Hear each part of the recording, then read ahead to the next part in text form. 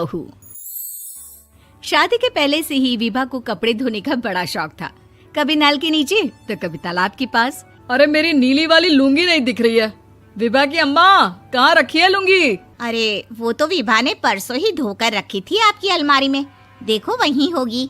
वो ना मैंने आज धो दी, मुझे लगा कि गंदी हो गई होगी। अरे कैसे गंदी हो गई थी? उसे तो मैंने पहना भी नहीं। हे भगवान, इस लड़की के कपड़े धोने की आदत से परेशान हो गया हूँ मैं। जितना तो घर में राशन नहीं आता, उससे कहीं ज्यादा डिटर्जेंट पाउडर का खर्चा है। इसकी शादी करवा दो, शादी। जाए अपने घर में ही करे काम, फिर चाहे घर के कपड़े धोने हो या पूरे गांव के। हाँ ठीक बोल रही हो, देखता हूँ मैं कोई लड़का। वो दिन भी आ जाता है जब विभा को देखने लड़के वाले आ जाते हैं। लड़की मुझे अच्छी लगी। होने वाली सास कहती है, बेटी अगर कुछ पूछना है तो पूछ लो। वैसे तो हमारी लड़की बहुत ही शर्मीली है, जो बोल दो वो मान लेती है, इसे क्या पूछना होगा। अरे कैसी बात कर रही हो माँ, मुझे इन लोगों के घर रहना है, सवाल तो कई है।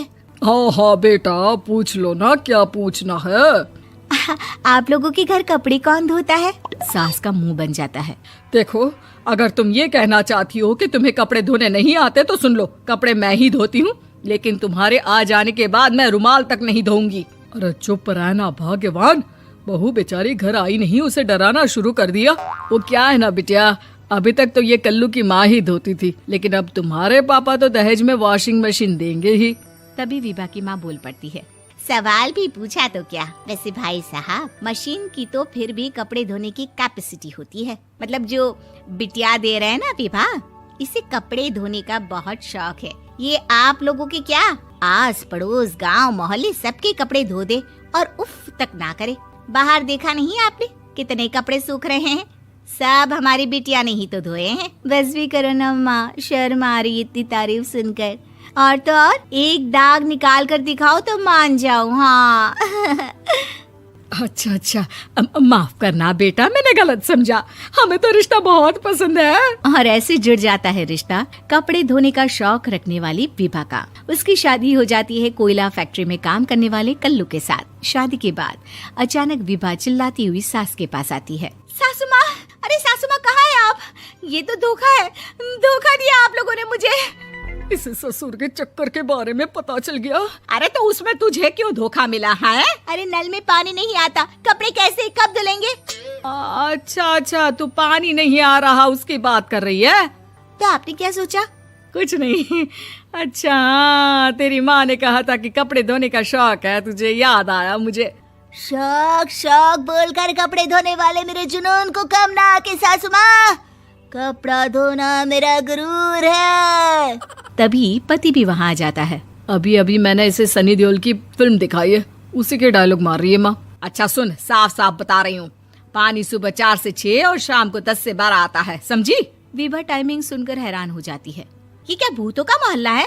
सुबह 4 बजे उठकर कौन कपड़े धोता है? 4 बजे टंकी में पानी जाता है, फिर सारा दिन धोना ना, किसने मना किया? अरे कैसी बात कर रही हैं? 200 लीटर की टंकी में कितने कपड़े धो लूंगी मैं? सुबह ही उठ जाऊंगी मैं। अब क्या था, विभा सुबह 4 से लेकर रात के 12 बजे तक कपड़े ही धोती रहती। एक रोज सास पड़ोस से निकलकर कहीं जा रही होती है कि साथ वाली कहती है, हाँ कल्लू की माँ, जरा ये बताओ कि 2 साड़ी है, 2 ब्लाउज और एक पेटीकोट और एक नाड़े वाला लंबा कच्छा। हाँ तो? अरे तो क्या, कितना लोगी धुलाई ये बताओ। धोबन दिख रहे हैं हम क्या? हमारे पति सरकारी नौकरी से अभी रिटायर हुए हैं और बेटा सुपरवाइजर है कोयला फैक्ट्री में। धोबन समझ रखा है हमें? हाय रे कल्लू की अम्मा, माफ कर दो, वो तो मोहल्ले में यही सब बता रहे थे कि तुमने बहू को कपड़ा धुलवाने के काम में लगा दिया है। सास को पड़ोसन की बात सुनकर गुस्सा आ जाता है। वो घर पहुंचती है जहां घर के बाहर ही इतने सारे कपड़े सूख रहे होते हैं जितने कि किसी धोबन के घर पर। अरे ओ कल्लू की दुल्हन, बाहर निकल। माँ जी यहीं आ जाओ, बाथरूम में चादर धो रहे हैं हम। अरे अभी हम धोते हैं, तुमको बाहर निकलो। ये आस पड़ोस वाले बोल रहे हैं कि हम बहू से कपड़े धुलवा कर उसे कपड़ा धोने वाली बना दिए हैं। अरे छोड़ो ना माँ जी, किन लोगों की बातों में आती हो? आस पास के लोगों का तो काम ही होता है कि वो किसी तरह सास बहू को लड़ा दे। बहू सारे घर के कपड़े धोती है, ये क्या कम है? बोलिए। सास को भी लग जाता है कि वो बहू का ये सनकीपन नहीं छुड़वा सकती, इससे अच्छा है कि खुद ही चुप हो जाए। एक रोज सास और बहू मंदिर जाते हैं, जहाँ सास की साड़ी वहाँ खड़ी भीख मांगने वाली से मिलती है। माँ जी क्या बात है, आपकी साड़ी उस भिखारन से कितनी मिल रही है ना? हाँ हाँ देखो तो, दोनों की साड़ी मिल रही है। क्या बात है कल्लू की अम्मा, तुम खुद को तो अफसर की बीवी बताती हो और ऐसी सिंपल सी प्लेन साड़ी पहनकर घूमती हो। सिंपल और प्लेन नहीं है ये साड़ी। तो क्या सोने के धागे से फूल बने हैं? कुछ भी सासू माँ, कुछ भी। हाँ बने थे इस साड़ी में सोने के धागे से फूल। मेरे पति लेकर आए थे मद्रास से स्पेशली मेरे लिए 10,000 की।